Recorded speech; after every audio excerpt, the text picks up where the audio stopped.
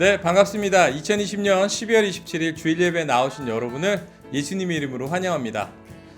우리 먼저 이렇게 한번 인사해 볼까요? 예수님이 우리를 이곳에 부르셨습니다. 네, 성탄절이 이틀 전이었습니다. 여러분들 성탄절 어떻게 보내셨나요?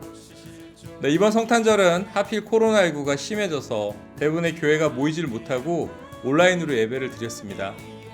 네, 그리고 성탄절 근처면 우리는 각종 모임과 가족 식사, 여행 등으로 분주했었는데 이번엔 코로나 때문에 모이는 일도 취소가 되거나 눈치가 보여서 조심스러웠죠. 참 아쉽고 서운한 일이 아닐 수 없습니다. 그런데 한편으로는 감사한 부분도 있습니다. 어찌 보면 그동안 우리는 교회 행사와 개인적인 모임으로 분주해서 온전히 성탄절을 예수님의 생일로 축하하고 예수님께서 이 땅에 오신 의미를 묵상하는 시간이 좀 부족했던 것 같습니다. 하지만 이번 성탄절은 차분하게 예수님의 생일을 축하하고 묵상하며 보낼 수 있지 않았나 합니다. 예수님이 우리를 위해 이 땅에 오셨습니다. 성탄절은 지났지만 우리는 이 사실을 꼭 기억하면서 살아가야 합니다. 혹시 성탄 예배를 못 드린 분이 있다면 여기 위에 제가 링크를 뜨게 해놓았으니까요. 성탄 예배를 드리면서 예수님의 생일을 축하하시면 좋을 것 같습니다. 자, 오늘도 다양한 시간대와 공간, 기기를 통한 예배이지만 구별된 마음과 구별된 시간을 내어 준비하고 하나님의 임재를 간구하는 우리들에게 함께 하실 것이라고 믿습니다. 혹시 예배에 집중할 수 없는 환경이라면 잠시 영상을 멈추시고 집중할 수 있는 준비를 하고 다시 영상을 플레이하셨으면 좋겠습니다. 자, 그럼 이제 저와 구별된 마음과 구별된 시간으로 하나님께 예배드릴 준비가 되신 분들은 나는 하나님의 자녀입니다. 나는 예수님의 제자입니다라고 우리의 정체성을 고백하는 사도신경을 한 목소리로 읽도록 하겠습니다. 나는 전능하신 아버지 하나님, 천지의 창조주를 믿습니다. 나는 그의 유일하신 아들, 우리 주 예수 그리스도를 믿습니다. 그는 성령으로 잉태되어 동정녀 마리아에게서 나시고 본디오 빌라도에게 고난을 받아 십자가에 못 박혀 죽으시고 장사된 지 사흘 만에 죽은 자 가운데서 다시 살아나셨으며 하늘에 오르시어 전능하신 아버지 하나님 우편에 앉아 계시다가 거기로부터 살아있는 자와 죽은 자를 심판하러 오십니다. 나는 성령을 믿으며 거룩한 공교회와 성도의 교제와 죄를 용서받는 것과 몸의 부활과 영생을 믿습니다. 아멘.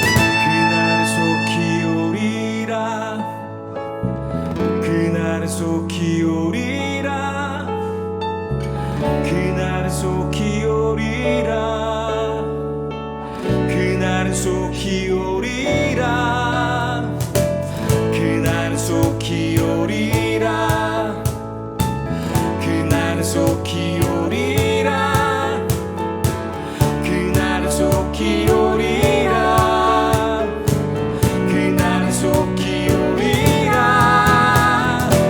사막의 샘이 넘쳐 흐르고 사자와 어린 양이 뛰노는 그곳 어린이 독사물에 손 넣어도 되는 그곳에 난 하나님의 나라가 사막의 샘이 넘쳐 흐르고 사자와 어린 양이 뛰노는 그곳 어린이 독사물에 손 넣어도 되는 그곳에 난 하나님의 나라가 사막의 샘이 넘쳐 흐르고 사자와 어린 양이 뛰노는 그곳 어린이 독사물에 손 넣어도 되는 그곳에 난 하나님의 나라가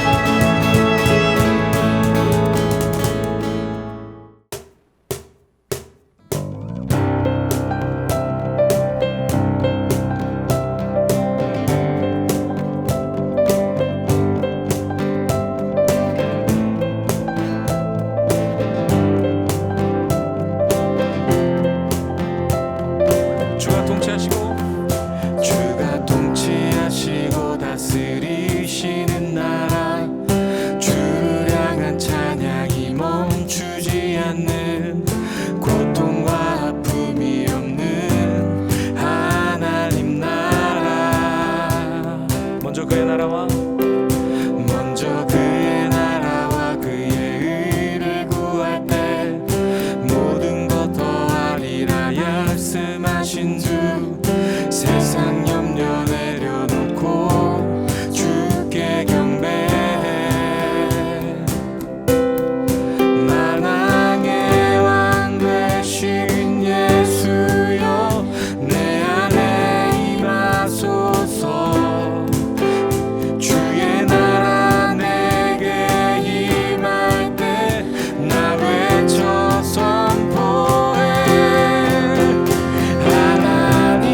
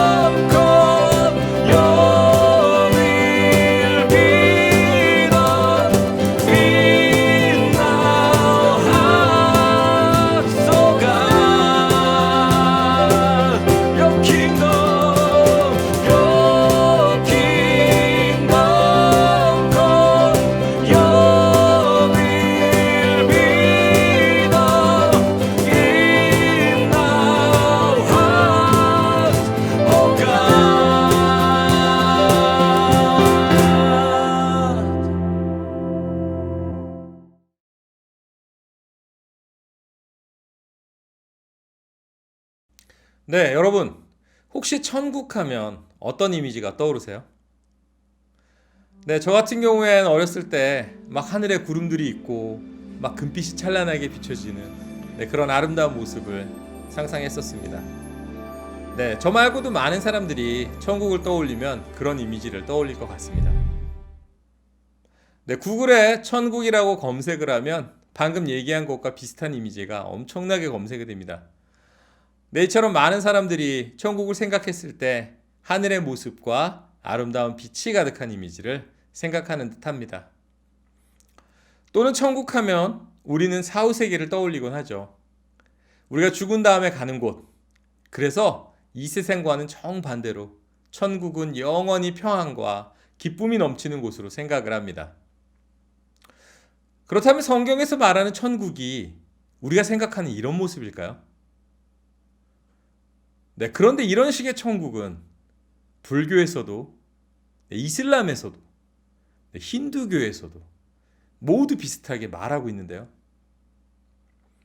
심지어 불교나 이슬람에선 이 천국에 대한 묘사가 더 생생하고 그리고 더 디테일합니다. 그렇다면 과연 성경에서 말하는 천국은 불교나 이슬람과 뭐가 다를까요? 그리고 왜 우리는 성경에 나오는 천국을 믿어야 할까요? 네, 오늘 말씀을 통해서 한번 살펴보도록 하겠습니다. 오늘 본문에 예수님이 제자들을 불러놓으시곤 말씀을 가르치십니다. 예수님은 말씀을 가르치실 때 비유를 많이 사용하셨는데요. 예수님이 비유를 사용하셔서 말씀을 가르치신 데는 두 가지 목적이 있었습니다. 네, 첫 번째로는 우리가 비유를 쓰는 이유가 동일합니다. 바로 비유를 통해 눈에 보이지 않는 것을 눈에 보이는 것처럼 선명하고 구체적으로 전달하시기 위해서였고요. 그리고 두 번째 이유는 때때로 이 비밀을 알 수 있도록 허락된 제자들에게만 가르쳐주기 위한 이유도 있었습니다. 네, 이렇게 예수님은 비유를 통해 말씀하고자 하시는 내용을 감추기도 하시고 또 드러내기도 하셨죠. 네, 오늘 말씀에서도 역시 예수님은 비유를 사용하셔서 말씀하셨습니다. 그렇다면 예수님은 어떤 내용을 비유로 가르치셨을까요? 예수님은 하나님 나라, 즉 천국을 제자들에게 비유로 가르치셨습니다. 하나님 나라는 마치 밭에 감추인 보화와 같다. 그래서 이 보화를 발견한 사람은 너무 기뻐서 보화를 숨겨두고 자기의 모든 소유를 팔아 그 밭을 산다.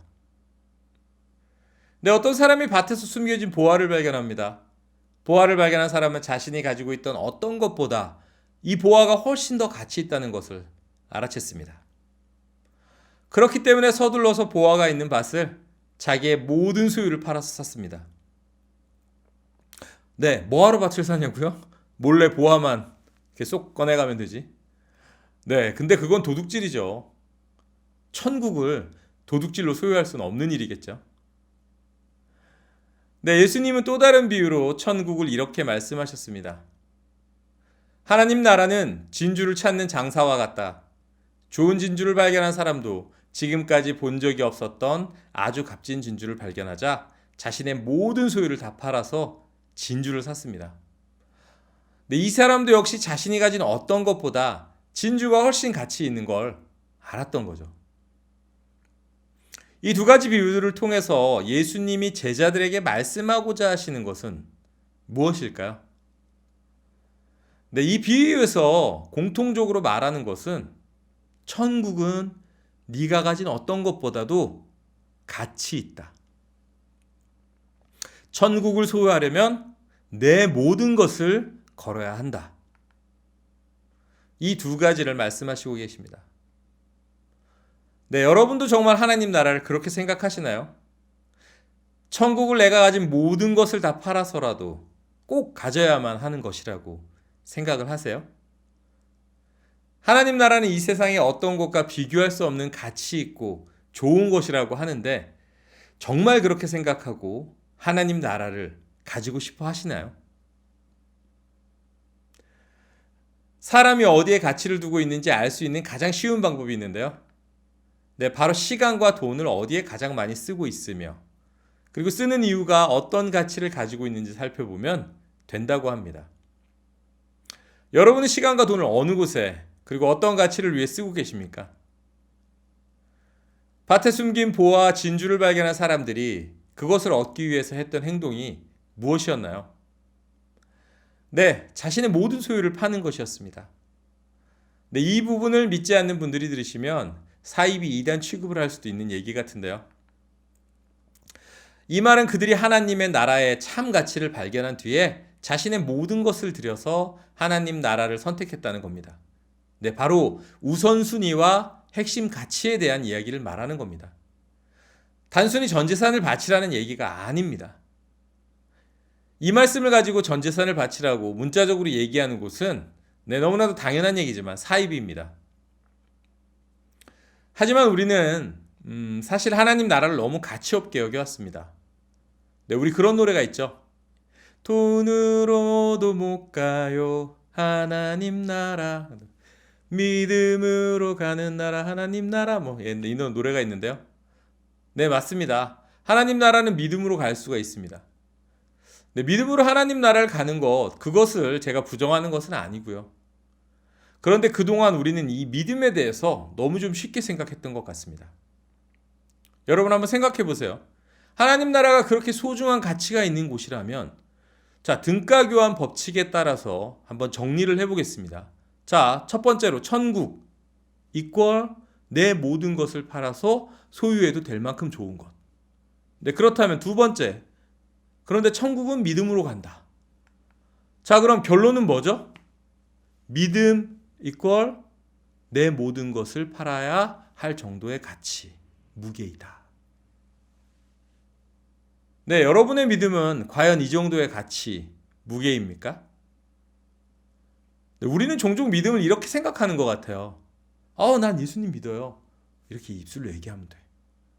교회 잘 다니고 11조 생활하는 게 그게 바로 믿음이지. 야, 말씀대로 사는 거 그게 믿음이야.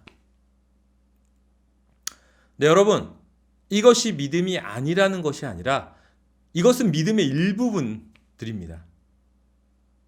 하지만 믿음은 여러분들의 모든 것, 전부를 내건 가치, 그 무게입니다. 네, 믿음은 입술로 고백했다고 신앙생활하고 헌금 좀 했다고 되는 그런 가벼운 무게가 아닙니다. 믿음은 내 가치관과 인생관, 중요하게 여기는 것들의 기준이 모두 바뀌는 것입니다.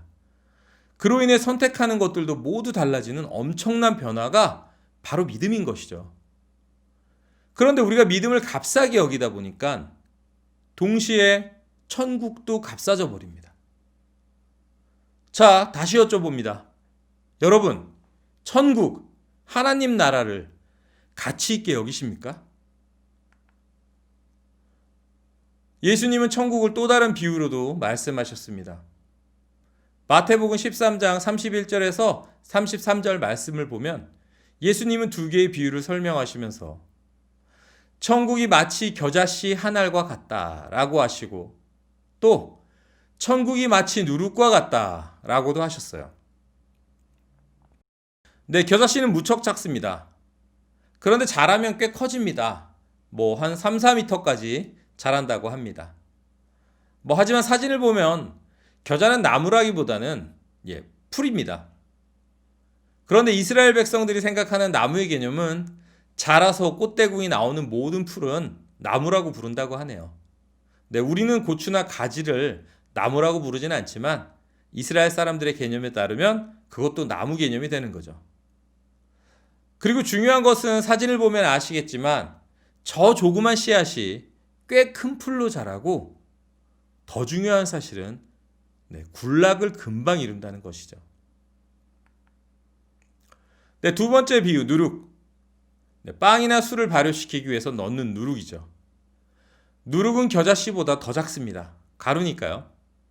네, 그리고 빵을 만들 때 아주 작은 양을 넣습니다. 그런데 그 작은 양의 누룩이 밀가루 반죽을 크게 부풀게 하죠. 자, 그럼 이 두 비유의 공통점은 무엇일까요?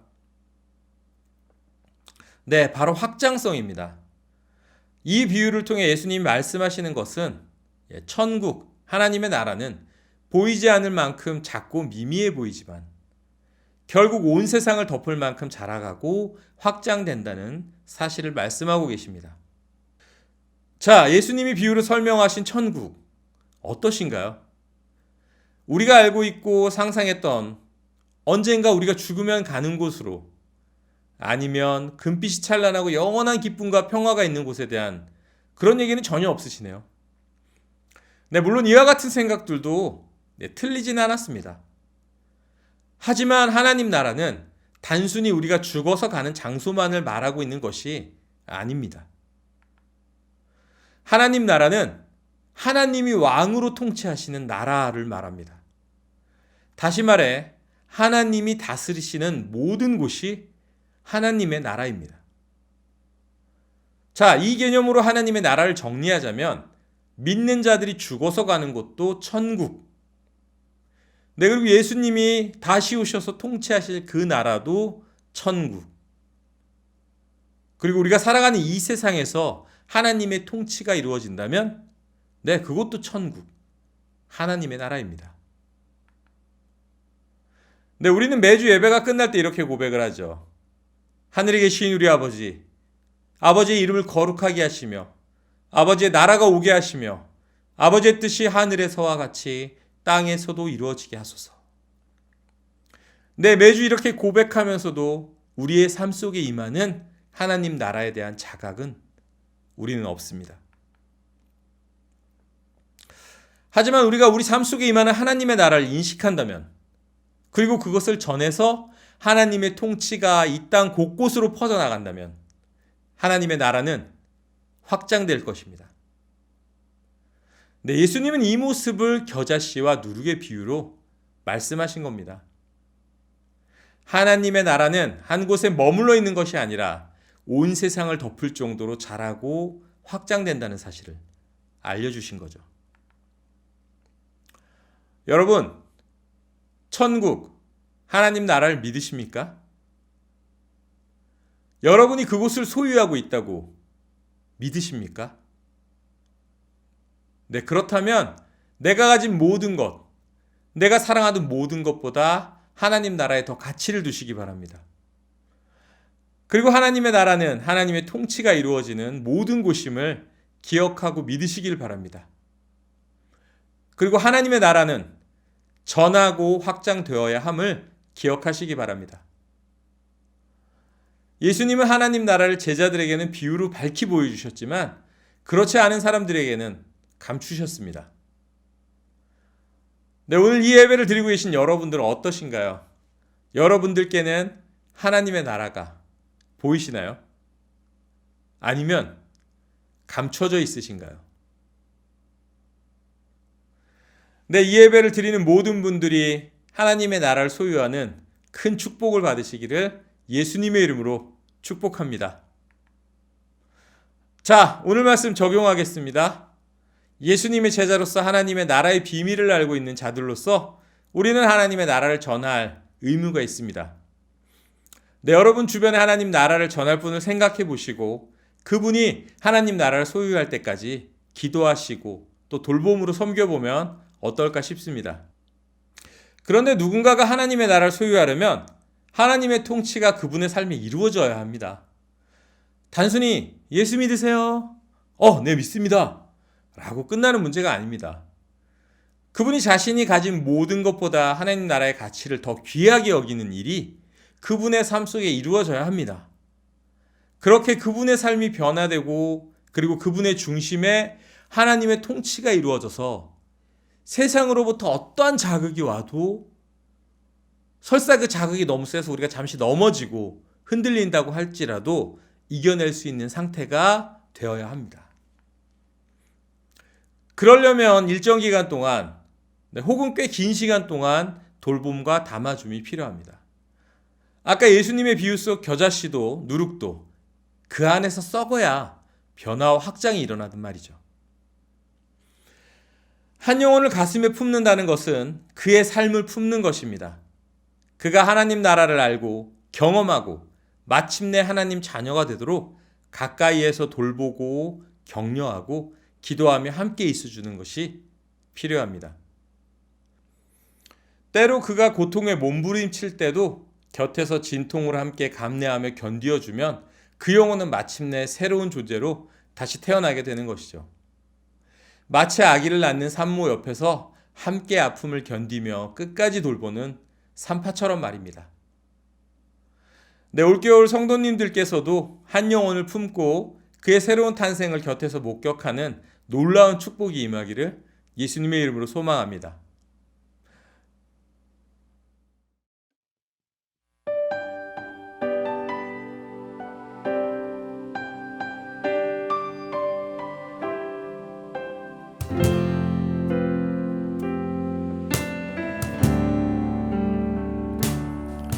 이곳에 임하신 하나님 나라 가난한 마음으로 바라보리라. 먼저 그 나라 그 뜻 구하며 나의 삶 드리리. 주님이 맡기신 하나님 나라 믿음의 눈으로 바라보리라. 하늘의 뜻이 이 땅 가운데 완성될 그날까지 믿음 다하여 그 위에 서리라. 하나님의 나라는 무너지지 않으리. 믿음 다하여 그 나라 세워가리라. 주님 곧 오실 때까지.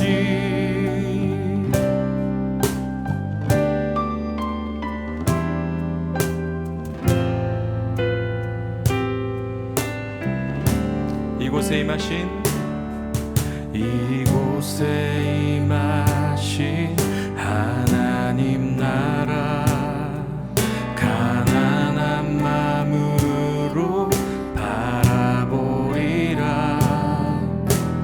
먼저 그 나라 그 뜻 구하며 나의 삶 드리리. 주님이 맡기신 하나님 나라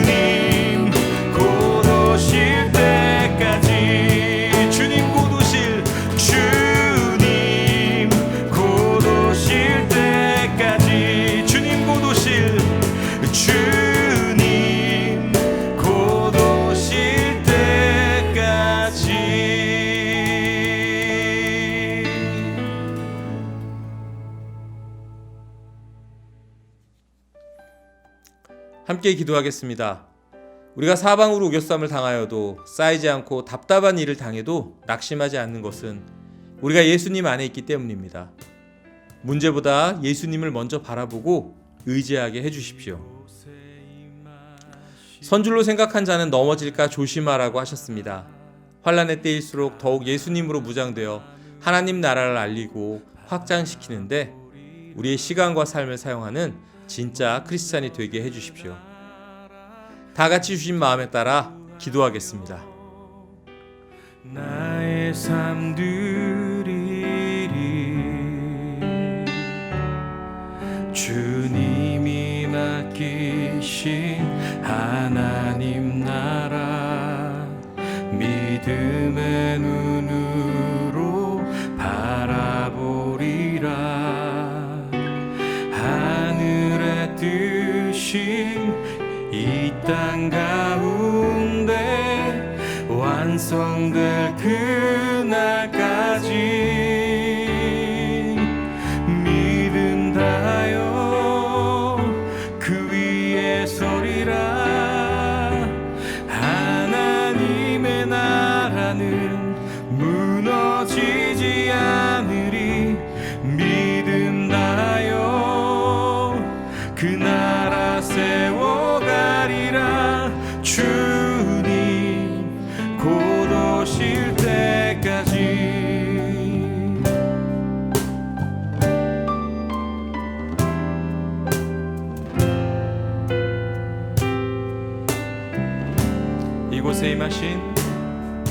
이곳에 임하신 하나님 나라 가난한 마음으로 바라보리라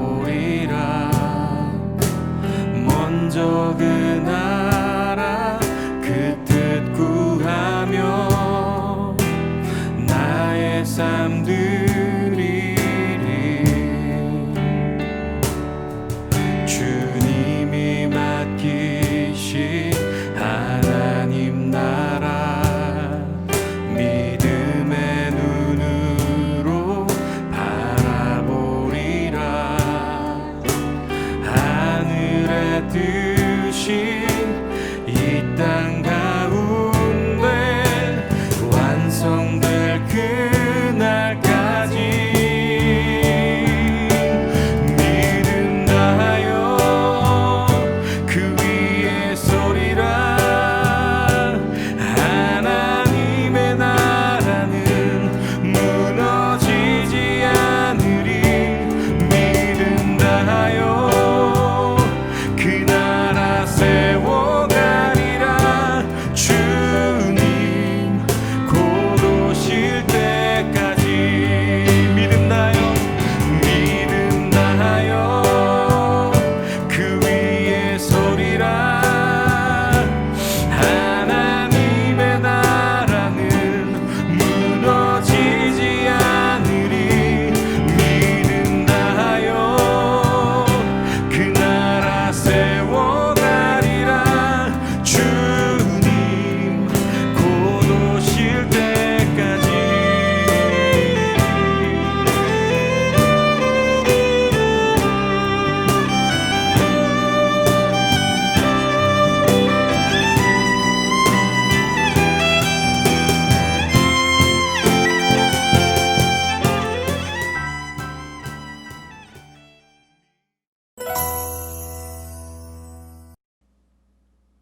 네, 광고 시간입니다. 이제 며칠 뒤면 2020년이 가고 2021년이 오는데요. 2020년 하나님께 우리가 구했던 것, 또 하나님께서 우리에게 주신 것들을 잘 생각해보고 감사하면서 정리해보는 시간을 가져보면 좋겠습니다. 또한 2021년에는 하나님의 자녀로서 어떻게 살아갈지 새로운 계획과 기도 제목을 정해보면 좋을 것 같습니다. 네, 2021년에도 하나님의 통치가 이루어지는 하나님 나라를 소유하고 경험하는 성도님들이 되시기를 바랍니다. 네, 코로나19가 재유행하고 있습니다. 일부에선 변종 바이러스가 나왔다고도 합니다. 백신이 나왔다고 하지만 여전히 우리의 안전은 보장하기 어려운 상황인 것 같습니다. 참 어려운 상황이지만 하나님께서 우리를 통치하실 때 우리는 외부로부터의 공격과 두려움을 이겨낼 수 있습니다. 네, 중심이 든든한 오뚜기는 넘어지지 않습니다. 2021년에도 하나님의 통치가 이루어지는 하나님의 나라를 소유하고 경험하는 성도님들이 되시길 바랍니다. 네, 그리고 손 씻기와 마스크 잘 쓰기, 외출 자주 하기 등 여러분과 이웃들을 위해서 방역 철저히 하기 부탁드리겠습니다. 네, 이런 작은 실천도 하나님이 말씀하신 이웃사랑입니다. 아멘. 네, 그럼 나들목 온라인 처치 소개를 하도록 하겠습니다.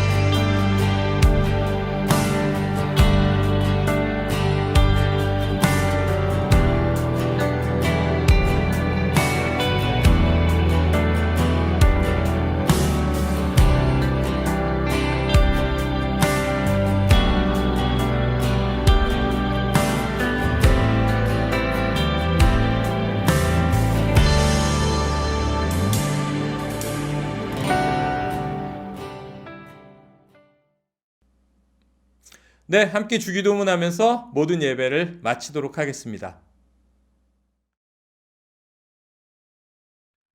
하늘에 계신 우리 아버지, 아버지의 이름을 거룩하게 하시며 아버지의 나라가 오게 하시며 아버지의 뜻이 하늘에서와 같이 땅에서도 이루어지게 하소서. 오늘 우리에게 일용할 양식을 주시고 우리가 우리에게 잘못한 사람을 용서하여 준 것 같이 우리 죄를 용서하여 주시고 우리를 시험에 빠지지 않게 하시고 악에서 구하소서. 나라와 권능과 영광이 영원히 아버지의 것입니다. 아멘.